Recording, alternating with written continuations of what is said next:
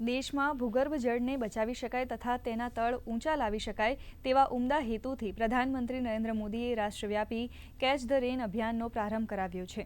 મુખ્યમંત્રી ભૂપેન્દ્ર પટેલના માર્ગદર્શનમાં સમગ્ર રાજ્ય સહિત મહીસાગર જિલ્લામાં સુજલામ સુફલામ જળ અભિયાન કેચ ધ રેન 2.0 ચાલી રહ્યું છે। આ અભિયાન અંતર્ગત મહીસાગર જિલ્લા મથક લુણાવાડા ખાતે દરકોલી તળાવ 4000 ઘન મીટર ઊંડું કરવાની કામગીરી કરવામાં આવી રહી છે, જેનાથી તળાવની પાણી સંગ્રહ શક્તિમાં વધારો થશે। તો બીજી તરફ દરકોલી તળાવની ફળદ્રુપ માટી આસપાસના ગ્રામ્ય વિસ્તારના ખેડૂતો લઈ જઈ પોતાના ખેતરમાં ઉપયોગ કરી રહ્યા છે।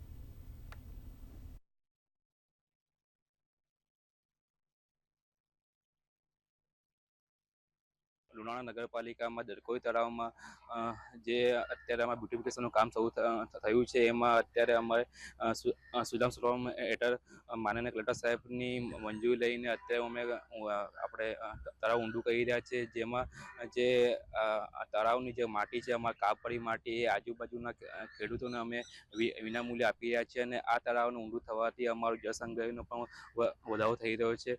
સરકારશ્રીની સુજલામ સુફલામ યોજના હેઠળ લુણાવાડા દરકોલી તળાવમાંથી માટી ખોદી અને તળાવ ઊંડું કરવાની જે યોજના છે, એમાંથી અમે માટી વિના મૂલ્યે લાવી અને અમારા જમીનમાં પૂરણ કર્યું છે।